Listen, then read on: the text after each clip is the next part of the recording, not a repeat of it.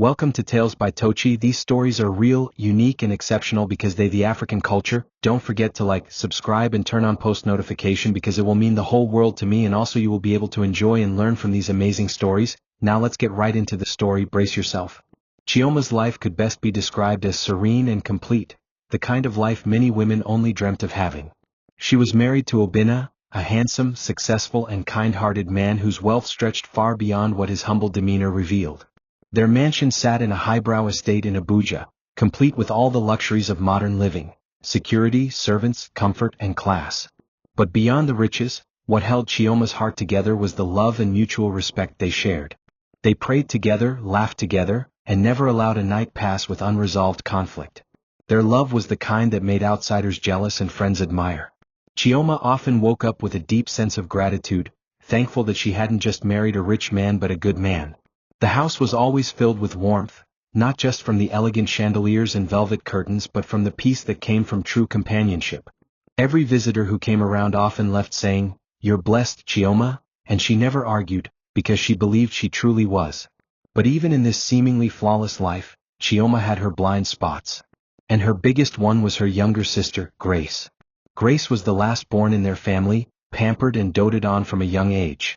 She was as beautiful as she was dangerous, though Chioma, in her unflinching loyalty to family, never saw the danger. Grace had the kind of body that turned heads: dark, smooth skin, full hips, and a walk that could freeze time. Men drooled around her, women whispered, and Chioma constantly defended her with, "She's just naturally blessed." The truth was, Grace had always envied her sister. While Chioma was the reserved, responsible one, Grace grew up being compared to her. When Chioma got married to Obinna, Grace was the loudest at the wedding, laughing the most, dancing the hardest, and silently wishing she was in her sister's shoes. Though she lived in a different city, she was always calling Chioma to check on her, asking how Obinna was, what he did, how much he made, and how the house looked. Then came the call that would change everything. One breezy Monday morning, Chioma received a call from Grace, sounding sweet and pitiful. "Sister Me," she said, "there are so many job opportunities in Abuja. I think it's time I came to stay with you just for a few weeks to see if I can find something. You know how hard things are in Enugu." Chioma, without thinking, agreed. Her heart was always open to helping her family, and she never imagined any ill intent behind the request. She called her husband, shared the news with excitement, and Obinna simply said, "If it will make you happy, then it's fine." The rooms were ready, the staff was informed, and Chioma felt proud to be in a position to help her sister. What she didn't realize was that she hadn't just opened her doors to Grace, she had unknowingly invited a snake into her Eden. When Grace arrived 2 days later, the entire household was drawn to her. She stepped out of the taxi wearing a tight-fitting gown that hugged every curve, high heels clicking confidently against the marble floor, and a smile that masked every wicked thought in her heart. "On, Grace, you look stunning." Chioma beamed, running out to hug her. Obinna emerged from the house with a polite smile, slightly stunned by her beauty but quick to compose himself. "Welcome, Grace," he said, trying not to let his eyes wander. Grace smirked, already noting how easily his eyes had danced over her body. She played innocent, hugging him gently and making sure Chioma was always between them. The staff helped her with her bags, and Chioma took her on a mini tour of the house, proudly showing her everything, from the private pool to the rooftop garden. Grace nodded with admiration and hidden envy, her mind already at work. "Everything here is so beautiful," she said. "You really have a good life, sister." But what she didn't say out loud was, "And I want a taste of it too." Over the next few days, Grace adapted to the house quickly. She acted extremely respectful around Chioma, calling her sister in the sweetest tone and helping out in the kitchen when guests were around to earn praise. But when Chioma wasn't looking, Grace would take long walks in shorts around the house when Obinna was working from home, leaning over unnecessarily or sitting in ways that showed off her legs and hips. Obinna initially tried to ignore it, brushing it off as youthful exuberance. But temptation doesn't just knock. It waits, lingers, and whispers. One afternoon, Chioma had to travel for a women's church program. Grace used the opportunity to cook a special meal for Obinna, dressed in a thin off-shoulder dress with no bra, humming softly as she moved around the kitchen. Obinna tried to keep things formal, but the wine she served after lunch didn't help. That night, in a haze of confusion, weakness, and lust, boundaries were crossed. Obinna woke up the next morning hating himself. He had betrayed the one woman who had given him everything. He wanted to confess but didn't know how. Grace, on the other hand, acted as if nothing had happened. She was up early helping the maid clean, laughing with the gardener, and chatting with Chioma over breakfast as if she hadn't just destroyed her sister's trust. Chioma noticed nothing strange. In fact, she complimented Grace for being so helpful and sweet. Obinna sat at the dining table, unable to eat, glancing between the two sisters and praying to God for a way out of this mess. He didn't know this was just the beginning. Grace was far from finished. From that day onward, Grace perfected her act. In front of Chioma, she was a sweet, God-fearing, hard-working sister trying to get her life together. She offered to join in morning prayers, cooked special meals on weekends, and even gave Chioma massages in the evening to relieve stress. Chioma, feeling blessed to have such a loving sister, often praised her to Obinna, completely unaware of the storm brewing beneath her roof. But behind the saintly act, Grace became more daring with Obinna. When Chioma was out, she would casually enter his study in revealing clothing, bend over too often, sit too close on the couch, and whisper things no sister-in-law should ever whisper. Obinna tried avoiding her, but temptation was like quicksand. The more he struggled, the deeper he sank. Then Grace moved on to the next phase of her plan: control. She began seducing Kelechi, the young gate man, using her charm and body to make him run errands for her. When he resisted, she threatened to lie to Chioma that he had attempted to touch her. Out of fear, Kelechi submitted, and soon after, so did Tund, the servant boy. Grace reveled in the power. To her, the house was a playground and everyone was her puppet. She kept notes on who obeyed her, what secrets they held, and how much she could get away with. She timed her seductions, always ensuring Chioma was out or distracted. At night, she would stand at the balcony in a silk robe, knowing Obinna watched her from the window across the hallway. She smiled at him once. He shut the blinds and cursed under his breath. But still he said nothing. Chioma remained oblivious, too trusting, too in love to see the signs. To her, Grace was a gift, a sister who had changed for the better. "I think staying here is helping her mature," she told Obinna one evening. "I'm proud of her." Obinna could only nod, biting his tongue. But beneath the surface, guilt festered. He was living with a secret that threatened to destroy everything he had built. What he didn't know was that Grace had just taken a pregnancy test, and it was positive. The real storm was about to begin. Obinna sat at the edge of his bed, staring into the mirror like a man who had seen a ghost. The image staring back at him was no longer the confident, disciplined husband Chioma had married. It was a man haunted by guilt, trapped in a house with a dangerous secret. Since that fateful night with Grace, his soul had been in a constant battle between morality and silence. He hated what he'd done, but the silence was easier than the storm confession would bring. The affair with Grace was not just a slip-up, it was a betrayal of everything he had built with Chioma. What made it worse was Grace's continued presence in the house. Every time she passed him, her sultry smile seemed to mock his weakness. She didn't speak of what happened, didn't ask for more, but her body language was loud. She had power now. And Obinna, for all his wealth and status, was slowly becoming a prisoner in his own home. Every day, Grace added subtle pressure to Obinna's shoulders. She never brought up the affair, never demanded anything, yet her silence was louder than words. She moved around the house like she owned it, careful not to draw suspicion from Chioma. But behind her innocent eyes was a sharp mind calculating her next move. Obinna began avoiding her, leaving the house earlier than usual, coming back late, spending more time at his office. But Grace was relentless in her passive game. She would leave notes on his desk with harmless phrases like, "I miss our talk," or send texts asking if he'd eaten, accompanied with winking emojis. He deleted them all, but each message cut into his conscience like a dagger. When Chioma asked why he seemed distant lately, Obinna would smile and blame work. Deep down, he was drowning in shame, and worse, he feared what Grace might do next. It didn't take long before Obinna's fears materialized. One Saturday morning, while Chioma was preparing for a charity event, Grace waited for the right moment to confront him in the study. She stepped in, closed the door behind her, and walked straight to his desk. "We need to talk," she said, her tone no longer playful. Obinna looked up, dread gripping his chest. "I'm pregnant," she said plainly. Obinna froze. His heart stopped. He stood up, panic flooding his veins. "Are you sure?" he asked, barely able to breathe. Grace nodded with a fake tear sliding down her cheek. "I don't want to ruin your marriage, but I can't hide this forever." Obinna sank into his chair, his world spinning. Every possible solution led to destruction. Grace stood, waiting for a response, and when she got none, she dropped a final bomb. "Chioma will find out eventually. But if you want to do the honorable thing, marry me as your second wife. I won't fight your first." With that she walked out, leaving Obinna in a state of absolute despair. The days following Grace's revelation were filled with unbearable tension. Obinna became a shadow of himself, silent, withdrawn, consumed by the guilt of betrayal and the burden of the decision he had to make. Grace, on the other hand, continued playing the role of the devoted younger sister, carefully concealing her growing stomach with loose clothing and behaving even more saintly around Chioma. She began waking up early to help prepare breakfast, speaking in calm, respectful tones, and spending more time with Chioma, subtly creating a stronger bond. Chioma, none the wiser, continued to praise her sister's transformation, telling Obinna one night, "I think Grace is finally becoming the woman our parents prayed she'd be." Obinna could only nod, his heart sinking deeper into guilt. He knew the secret he was hiding would eventually destroy everything they had built. Obinna was a man known for his principles. His business partners respected him, his staff admired him, and his wife trusted him without question. But all of that now felt like a lie. Every time Chioma smiled at him, he saw betrayal behind her eyes. Every hug felt like a knife twisting in his gut. He tried to pray, but the words died on his lips. He thought of confession, of coming clean, but fear held him back. What would Chioma do if she found out?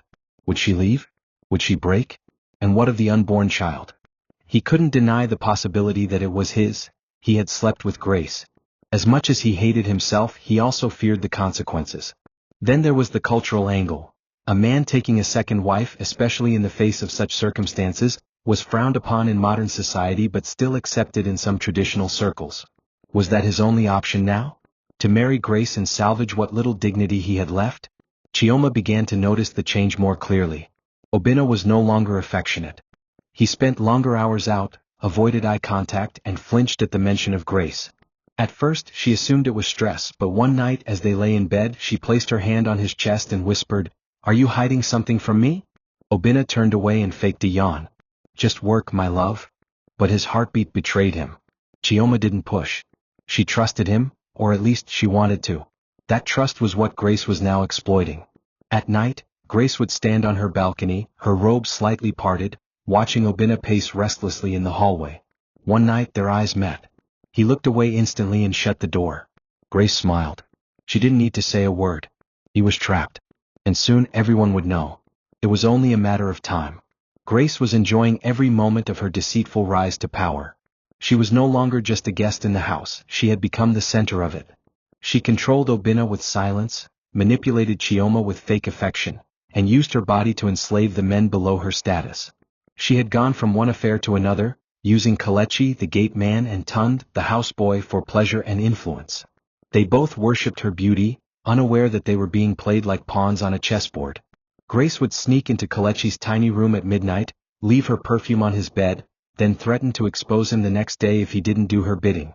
She fed Tund's emotions with kisses and lies, convincing him that he was special while still mocking him behind closed doors. She was a master manipulator, calculated, cold, and cunning. No one in the house saw her for what she truly was. Everyone thought she was a reformed woman, but beneath her smile was a heart full of greed and ambition. But even the most carefully built lies begin to show cracks. One morning, Kelechi approached Grace after she ignored his calls for 2 days. "I thought we meant something," he said, eyes filled with longing. Grace laughed in his face. "You? A gate man? Don't fool yourself." The sting of her words lit a fire in Kelechi's chest. He didn't say another word, but that moment changed everything. He began observing her movements closely, noting how she smiled at Obinna, how she slipped into the kitchen when Chioma was upstairs, how her mood changed when she got a text. He remembered their late-night rendezvous and began to wonder if he was the only one. Meanwhile, Tun started becoming jealous, sensing that he was being replaced. One afternoon, he followed Grace as she entered the backyard and saw her embrace Kelechi briefly. It was subtle, but enough to ignite suspicion. The two boys didn't talk, but a growing mistrust began to build between them. Grace was too busy basking in her success to notice the danger creeping in. She spent more time with Chioma now, even suggesting baby names to test her reaction. "I've always liked the name Chibundu," she said one evening.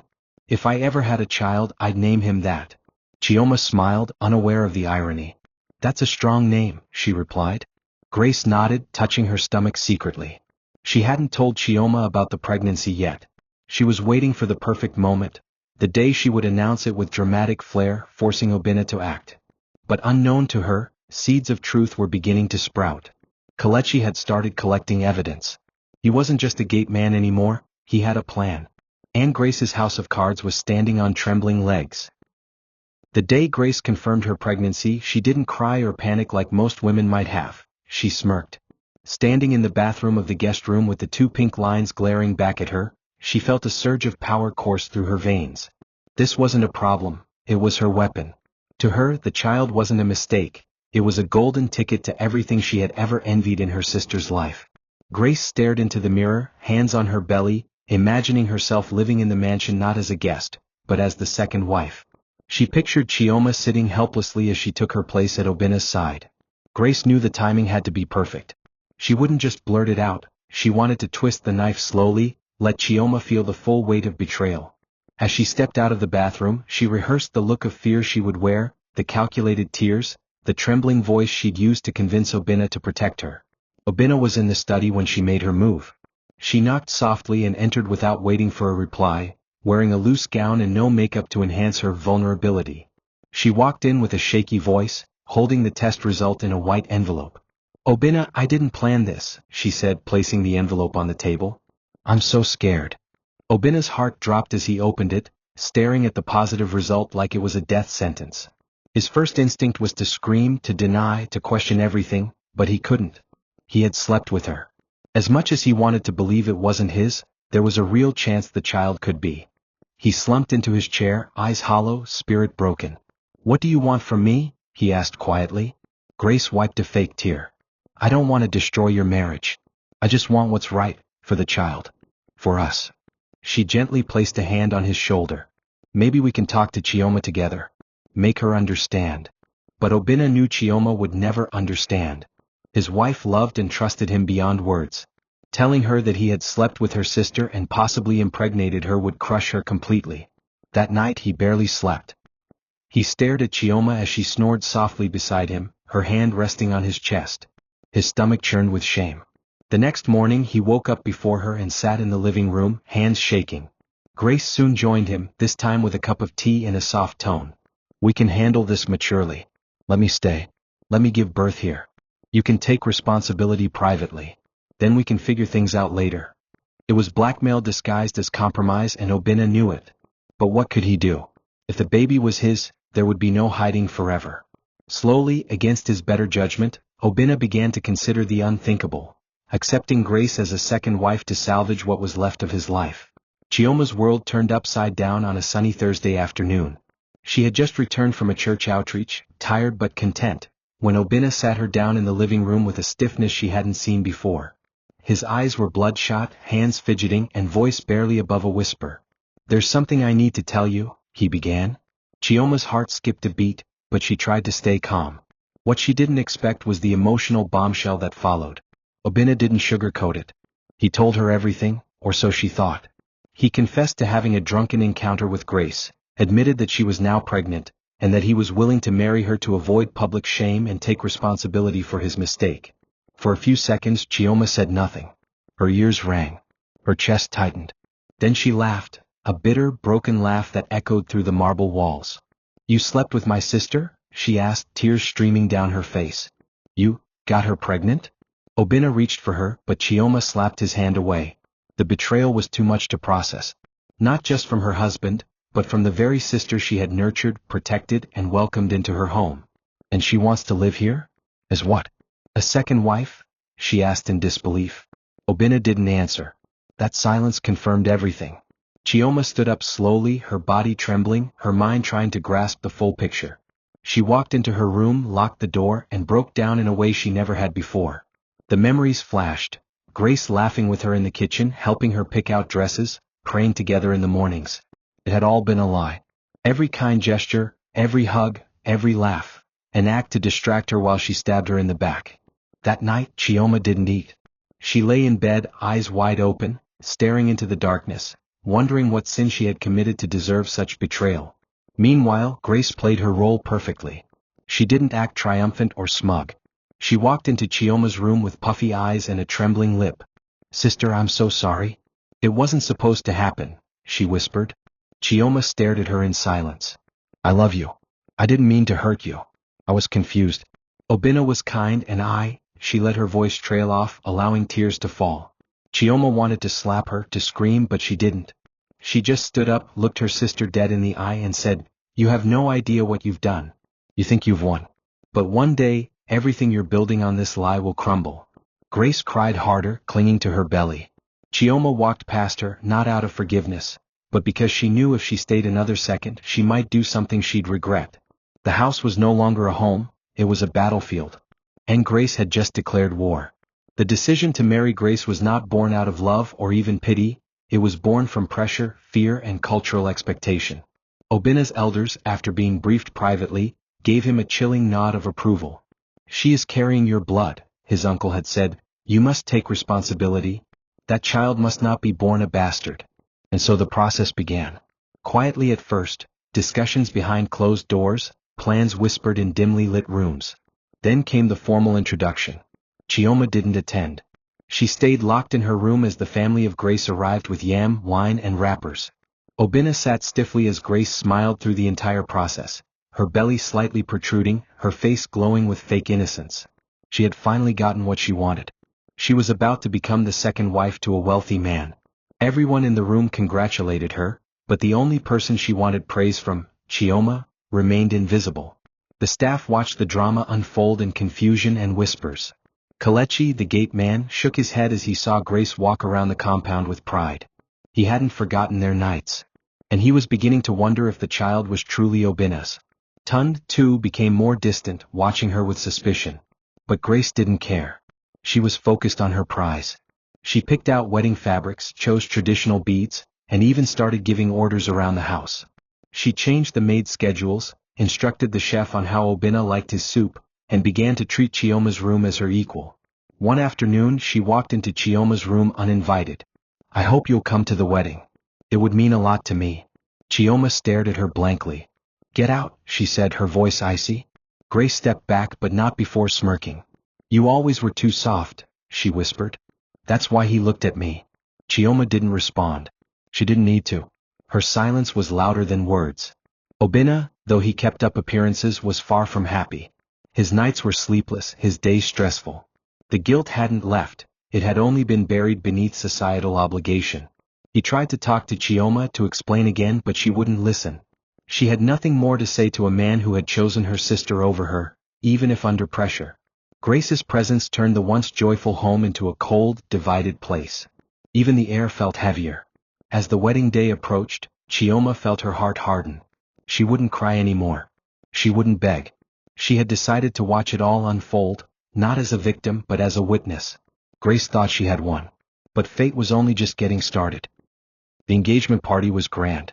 Obina spared no expense, not because of joy or excitement, but because he needed to protect his name and legacy. From outside, it looked like a celebration of love. Traditional dancers, high-life music, expensive dishes, and gold-decorated tents filling the compound. Guests came dressed in vibrant attires, bearing smiles and congratulatory gifts, all unaware of the storm brewing beneath the surface. Grace wore a stunning red lace gown tailored to accentuate her curves, her protruding belly barely noticeable under the cleverly designed fabric. Her face was lit with triumph, but it wasn't the joy of a bride, it was the glow of conquest. She walked around like royalty, accepting gifts, bowing politely, and flashing smiles that masked her mockery. She had gotten what she wanted. Chioma, on the other hand, wore a calm expression that fooled everyone but herself. She sat quietly under a smaller canopy at the back, surrounded by a few women from church who didn't know what to say, so they kept patting her back and offering silent sympathy. Obina remained expressionless throughout the party. He stood beside Grace, smiling when necessary, raising glasses and thanking guests, but inside he was a volcano of regret. Every time his eyes met Chioma's from across the compound, he felt a dagger pierce his soul. She hadn't cried or screamed or embarrassed him. Instead, she had chosen silence. That silence spoke volumes, of hurt, of betrayal, of detachment. He knew she would never forgive him. He tried to believe this wedding would bring peace, that somehow taking responsibility would redeem him. But every speech praising the union felt like a slap to his face. Grace leaned toward him every so often, whispering things like, "We're going to make this work," and "I'm so lucky to have you." He gave short nods, unable to respond. Deep inside, he was counting down the minutes to when the day would be over so he could retreat into his room and wrestle with the nightmares he had created. But someone else was watching very closely, Kelechi. From his station at the gate, he watched the entire event with burning eyes. As Grace twirled and posed for pictures, his mind drifted back to the nights she had snuck into his room. He remembered her perfume, the way she whispered his name, and the bold promises she had made when the lights were off. Something wasn't right. The timelines didn't add up. Grace had been with him around the same time she claimed to have conceived Obina's child. Could it be? Was the child his? The thought made his head spin. He pulled out his old, barely functioning phone and scrolled through the blurry photos he had once taken of her in his room. Her on his bed, her in his shirt. He hadn't deleted them. Something told him he might need them someday. That day was coming faster than anyone in the compound expected. While the music played and guests danced, the truth quietly began stirring. As the celebration died down and guests began to leave, the atmosphere in the mansion remained tense and unnatural. Grace continued to play the role of a glowing bride-to-be, but beneath the layers of makeup and lace, she felt a slight itch of unease. Though she had secured her place beside Obina, she could feel the energy around her shifting, especially from the staff. Tun no longer smiled when he served her. The maids whispered and gave her side glances. And Kelechi, the once lovesick gate man, now looked at her with cold eyes. Grace was no fool. She could tell the tides were changing. Still, she clung to her illusion of power. Every morning, she would walk around the compound as though she owned it, issuing commands, reminding the staff to respect her as Madam Number 2. She even began redesigning parts of the house, suggesting changes to the guest room she now referred to as her suite. Chioma watched quietly, never arguing or objecting, but Grace could sense the disdain beneath her silence. Obina tried to keep the peace, though his silence often made things worse. He distanced himself from everyone, including Grace. At night he didn't touch her. He slept on the far side of the bed in the new master bedroom they had set up for appearances. When Grace tried to cuddle or initiate conversation, he would mumble and turn away. She blamed it on guilt and exhaustion. But Obina was far beyond guilt.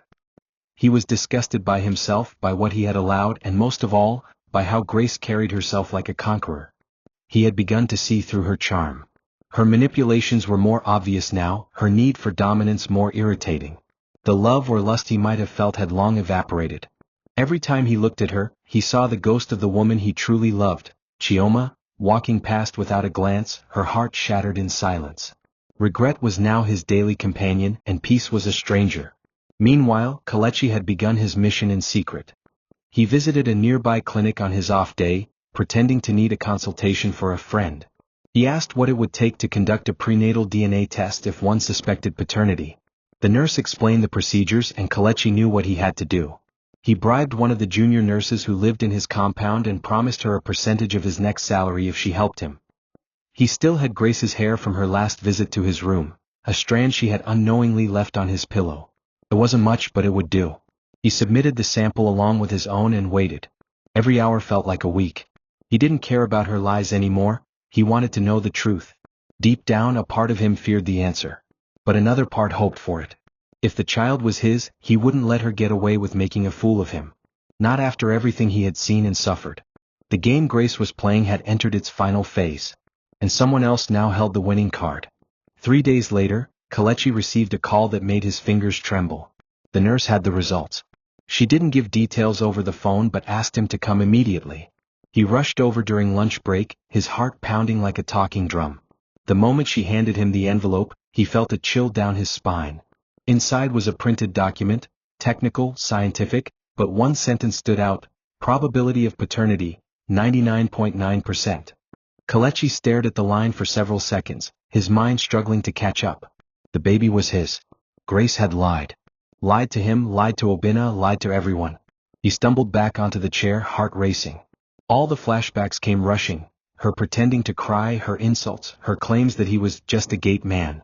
Now it was clear. She had manipulated the entire house, ruined Chioma's home, and was about to marry a man whose child she wasn't even carrying. His fists clenched. He wouldn't keep quiet. Not anymore. But he couldn't just walk into the house and shout. Grace had too much control, and Obina might not believe him without proof. Kelechi decided to play the long game. He went back to work as usual, avoided Grace and waited for the perfect moment. Meanwhile, he printed copies of the DNA result and photos from his old phone, storing everything in a file hidden inside the toolbox in his quarters. Grace, unaware of the ticking time bomb, continued with her wedding preparations. She invited tailors for fittings, demanded attention, and even tried to take Chioma's wedding jewelry for tradition's sake. Chioma refused, calmly but firmly, sending a clear message, "I see you." Grace responded with venom in her eyes, but she smiled through her teeth and said, "No problem, sister. I'll get my own." The two women were now locked in a quiet war of will, and the rest of the house could feel the tension thick in the air. Obinna, completely unaware of what Kelechi had discovered, had reached his breaking point. One evening he told Chioma he wanted to talk. They sat in silence for long minutes before he finally said, "I don't want to go through with this marriage." Chioma didn't look surprised. "Then stop it," she replied coldly. "You still have a voice." But Obinna shook his head. "Too many people are watching. Too many expectations." Chioma stood and looked at him for the first time in days. "Then you deserve everything coming," she said and walked out. That night, Kelechi stared at the file under his bed. He knew exactly when to act. Not during a private confrontation. Not in secret. But on the wedding day, when all eyes would be on Grace, when the whole family, friends and guests would be gathered. That would be the day her empire of lies would collapse. And this time it would be public, loud, and irreversible. Tund had always been considered the youngest and least significant among the household staff, but he was neither blind nor dumb. The changes in the house were so loud, he didn't need words to understand them. From the moment Grace arrived, everything in the compound changed. Obinna's face was no longer warm, Chioma no longer sang while cooking, and the atmosphere that once felt like home now tasted like tension. But Tund had more than intuition, he had secrets. He had also been seduced by Grace during her early weeks in the house. She had whispered sweet nothings into his ears, taken him to her room when Chioma was out, and told him he was special. At first, Tund believed it. He had never had a woman as beautiful and curvy as her give him that kind of attention. But when he saw her sneaking into Kelechi's room one night, everything changed. He realized he wasn't the only one. He was just another pawn in her game. Bitterness settled in his heart, but fear kept his mouth shut. Tund began keeping a mental log of everything. He noticed that Grace's mood fluctuated based on who she was speaking to. Around Chioma, she was gentle and spiritual. Around Obinna, she acted calm and graceful. But when she was alone with staff, her real face showed, impatient, rude, and manipulative. Tund was in the kitchen one evening when he overheard her on the phone. She didn't know he was there as she hissed into the receiver, "This Obinna is so slow. I've trapped him with pregnancy, what more does he want?" Even the gate man and that fool Tund weren't this difficult. Tund froze. His name, casually thrown out with disgust, stung like a blade. She had no affection for him, he had been a tool. And now that she was getting closer to sealing her fake marriage, she had no use for him anymore. That moment sealed Tund's decision. If anyone ever stepped up to expose her, he would be ready to support them with the truth. But he wouldn't act alone. He was still just a servant boy. That night, Tund approached Kelechi in secret. The two hadn't spoken much lately, not since both had realized they were involved with the same woman. But now the air was different. "Oga Kelechi," Tund said, voice low, "I know something about Grace. And I think you do too." Kelechi stared at him. For the first time in weeks, their rivalry turned into silent camaraderie. Tund confessed his own experience with Grace and the call he had overheard. Kelechi listened without interrupting, then walked to his bed and pulled out the file hidden beneath it. He handed it to Tund. The young boy opened it and his eyes widened. "The child is yours?" he asked. Kelechi nodded. "I'm going to expose her on the wedding day." Tund's mouth remained open for a while, then he closed it and said, "I'll be there." Two servants, once manipulated and discarded, had now become allies in bringing down the woman who had played them all. And the countdown had begun. With her wedding day drawing near, Grace had ascended to a self-proclaimed throne within the mansion. She moved with arrogance now, holding her head high as though she were the legal matriarch of the house. Though the servants obeyed her out of fear and obligation, she mistook their silence for respect. She changed the way meals were prepared, made demands about how Chioma's space should be reorganized to accommodate her baby, and even began to suggest that she should have a say in Obinna's business affairs. "After all," she said smugly to one of the staff, "I'll soon be his wife too." She started dressing more flamboyantly, tight dresses that showed her belly bump, extravagant wigs and jewelry borrowed without permission. When Chioma saw her wearing a wristwatch Obina had gifted her for their anniversary, she didn't speak, she simply walked away. Grace mistook that for defeat. In truth, Chioma had reached a level of pain that no longer needed expression. Obina, however, was beginning to regret every step more openly. The closer the wedding drew, the more he felt suffocated. Grace would call him baby in front of guests, rub his shoulders when his friends came over, and kiss him on the cheek for social media photos. He played along, afraid of the scandal a sudden cancellation would cause, but behind closed doors he was distant. He slept alone most nights, drank more than usual, and often stared at old photos of himself and Chioma, when life still made sense. Grace noticed, but she thought it was just pre-wedding nerves. "You'll get used to it," she would say, rubbing her belly. "We're going to be happy." Obina gave half smiles, wondering if happiness was even possible anymore. Even his business had begun to suffer. He missed meetings, ignored emails, and snapped at staff. His world was crumbling, and at the center of the ruin stood a woman he now feared more than he desired. In the midst of all this, Chioma remained a mystery to everyone. She neither fought nor forgave. She simply lived, existing in the same space as her betrayer and the husband who failed her. But she was watching everything. She saw the fake smiles, heard the whispers, and noticed the tension building among the staff. When Grace asked her to help choose fabric for the traditional ceremony, Chioma smiled gently and said, "Whatever you like, Grace. You've always known how to take what you want." The words cut deep, but Grace chuckled, pretending not to hear the venom in them. The entire house had become a ticking time bomb, and while Grace strutted around as a queen, she had no idea her crown was built on lies, and it was about to fall. The men she had used, discarded, and mocked were no longer hiding. They had facts, they had evidence, and they had a plan. The wedding she hoped would cement her power would instead be her public undoing. 2 days before the wedding, Grace began to feel the first ripple of what would become a tidal wave. It started small, when the tailor delivering her final gown arrived late and didn't respond with the usual praise about her beauty. Then the caterer she had hired suddenly canceled, citing personal reasons, though everyone knew he was a friend of Chioma's. Obina too grew even colder. He no longer looked at her when she entered a room. One evening she overheard him speaking on the phone with a lawyer about separation clauses and prenuptial amendments. Panic began to nibble at her confidence, but she brushed it off. "They're just scared of change," she told herself. "I've already won." But deep down she sensed that something was wrong. Something beyond Chioma's silence or Obina's withdrawal. It felt like the house itself was rejecting her, like she was being surrounded by eyes she couldn't see. For the first time, she felt unease that no flattery or manipulation could fix. Meanwhile, Kelechi and Tund finalized their plans. They knew the wedding would be packed, with family, friends, staff, and society elites. They had chosen that moment because Grace would be at her highest, proudest, and most exposed. Kelechi printed multiple copies of the DNA result. He even laminated 2 just in case someone tried to tear it up. Tund rehearsed what he would say, practicing in front of a mirror in the staff quarters. The plan was simple.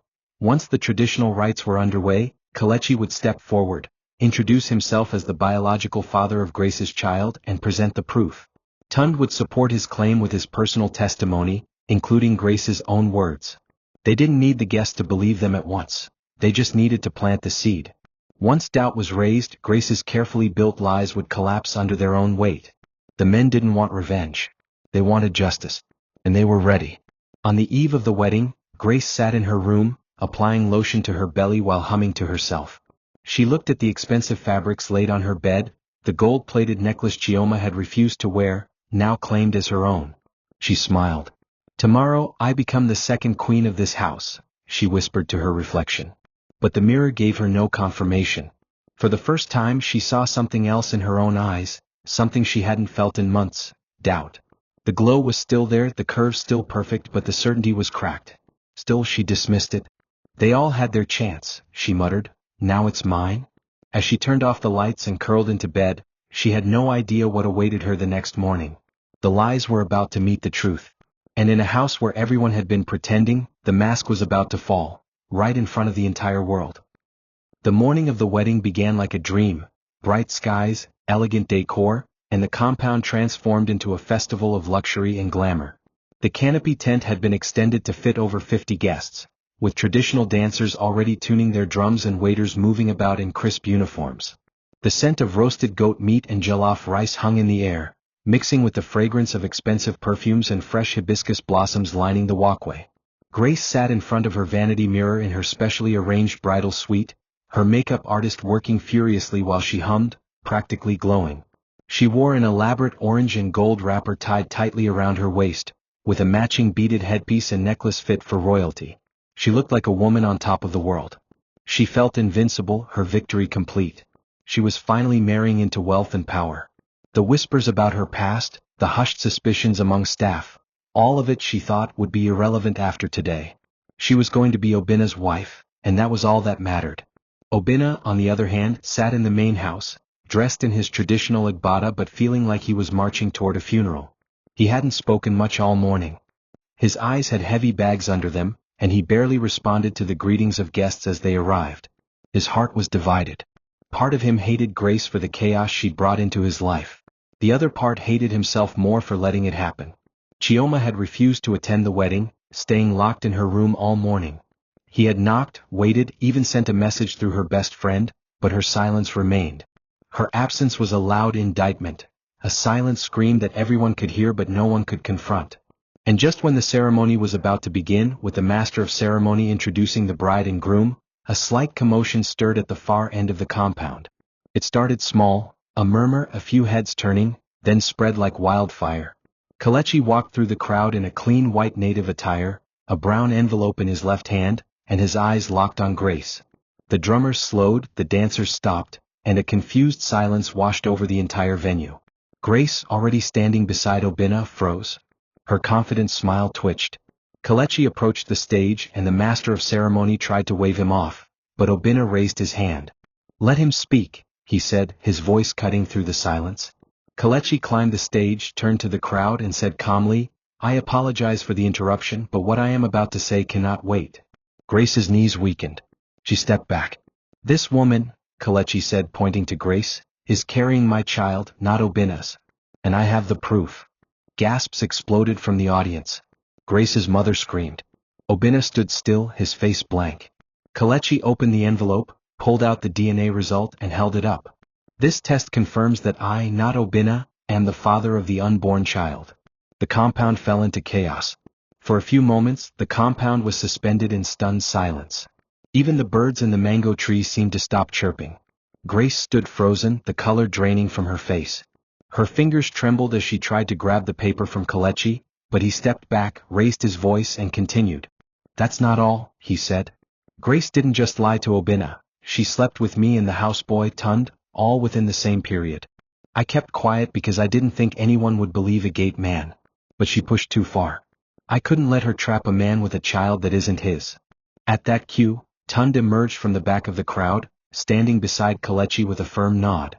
"It's true," Tund said, his voice shaky but clear. "She used all of us. And she bragged about it.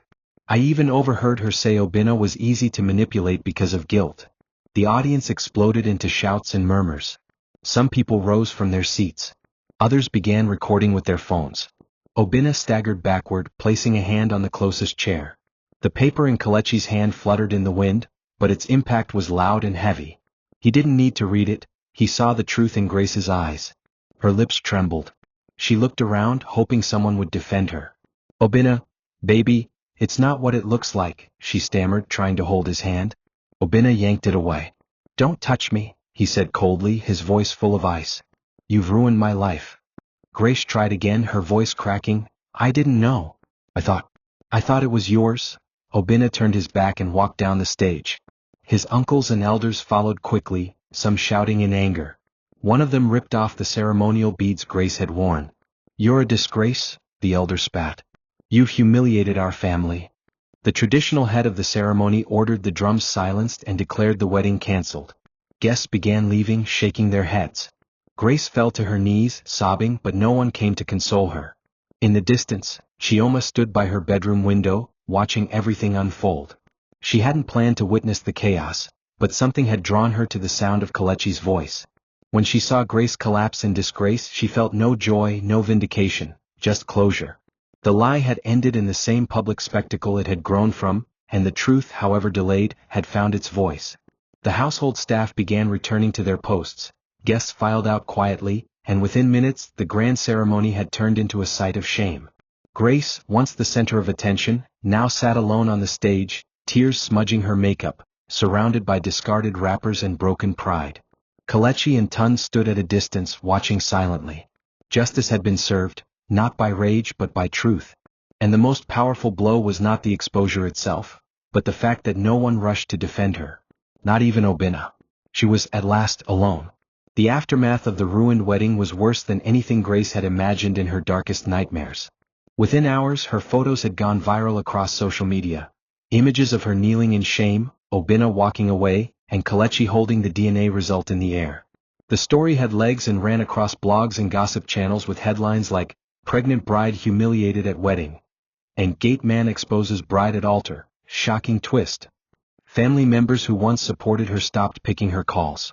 Her mother wailed in embarrassment, blaming her for bringing disgrace to the family name. Grace tried reaching Obinna, but his number had been blocked. When she attempted to return to the mansion to plead her case, she was met by armed security and locked gates.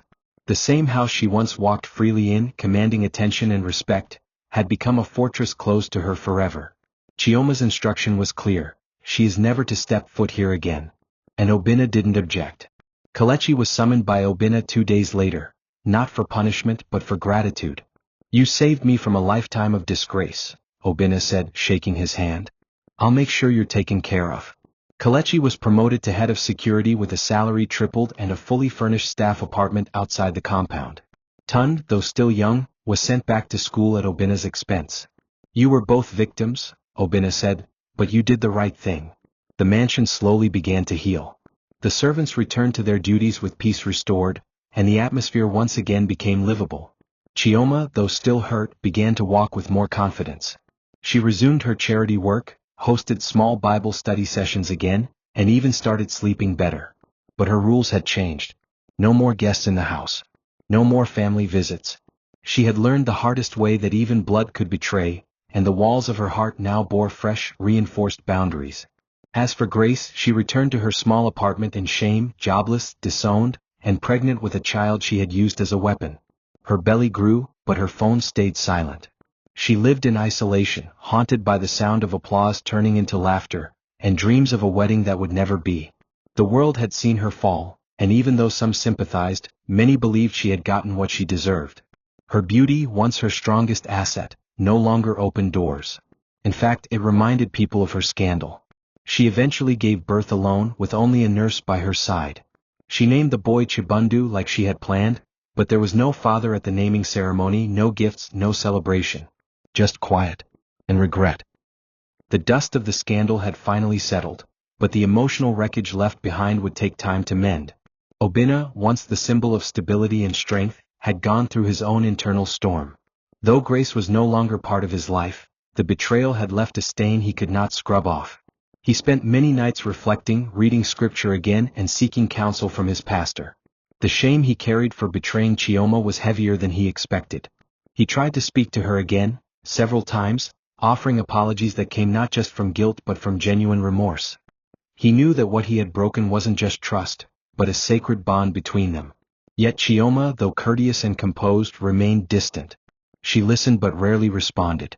She carried herself with the calm grace of a woman who had suffered deeply and survived. Her silence wasn't out of cruelty, it was out of protection. She had learned the hard way that love, even the purest kind, needed boundaries. The house became a different space after Grace's disgraceful exit. It no longer felt like a battleground. The rooms were quieter, the air less tense, and the staff moved with purpose and respect. Chioma reasserted herself as the woman of the house, not through shouting or command but through presence. She began cooking again on weekends, not out of obligation, but to remind herself of the peace she used to enjoy.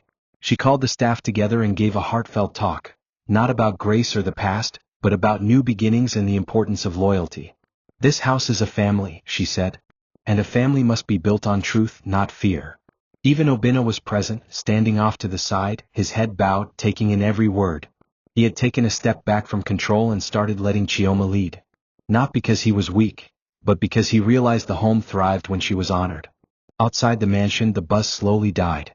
The viral videos were replaced by newer scandals and people moved on. Grace's story became a cautionary tale in some circles and a forgotten whisper in others. But inside the walls of Obina's home, the lesson stayed carved in memory. Obina surprised Chioma one day with an empty journal. On the cover were the words, "A new chapter." She accepted it without a word, but that night she wrote her first entry, "I survived betrayal. I reclaimed my peace. And I will never be broken again." It was the beginning of her healing. She still hadn't decided whether she would fully take Obina back into her heart, but she had forgiven him in her soul. Not for him but for herself. Forgiveness, she had learned, wasn't about forgetting the hurt. It was about refusing to let the hurt define her future. She would move forward, but never backward. Chioma stood by the balcony, watching the sunrise spill orange across the sky. It had been 6 months since the ruined wedding. The compound was peaceful again. Kelechi, now in uniform with a badge of authority, gave the morning orders to junior security staff. Tund had resumed school, smiling more often, no longer burdened by secrets. The maids now worked with laughter and shared jokes in the kitchen. The air was different, lighter, warmer. Chioma sipped her tea, wrapped in a satin robe, and felt something she hadn't in a long time: safety. The home she had fought for was still hers. It had been threatened, violated, shaken, but it hadn't been destroyed. It had simply been tested. And now she stood stronger at its gates than ever before. Her heart had calloused in the right places, healed in others, and blossomed where it had once been wounded. The storm hadn't broken her, it had revealed her strength. Obina joined her quietly, standing beside her with a gentle smile. "The sky is beautiful this morning," he said. Chioma nodded. "It is." There was peace between them now, not necessarily the romantic kind but the mature, honest kind. They were still rebuilding. Chioma hadn't given her heart back fully, but she had allowed the door to remain open. Obina didn't push. He waited. He worked. And he made himself present, not as a demanding husband, but as a man humbled by the near loss of a priceless woman. They occasionally prayed together again. Sometimes they ate in the garden. Other times they simply sat in silence. The bond that had once been poisoned by betrayal was now quietly stitching itself back together, thread by thread. It wasn't perfect, but it was real. And Chioma was in control of every stitch. The most lasting change was Chioma's vow. She never again allowed any female relative or friend to move into her home. She made it a rule, not out of fear but from wisdom. "Familiarity breeds deception," she once said when someone asked. "Not everyone deserves access to your peace." She became a woman that other women looked up to, strong, graceful, and discerning. Her story inspired others, not because of the scandal but because of her resilience. And as for Grace, she faded into obscurity. No one heard much from her again. Her son grew, but she raised him alone, far from the mansion she once tried to claim. Chioma never spoke her name again, not in anger, not in regret. She had moved on, like a queen who survived betrayal and chose to rebuild her crown instead of seeking revenge. As the sun rose higher that morning, Chioma closed her eyes, smiled softly, and whispered to herself, "Never again." Thank you for watching this video. What did you learn from this story? Drop it in the comments. Please make sure you like, comment, and subscribe to my YouTube channel Tales by Tochi for more.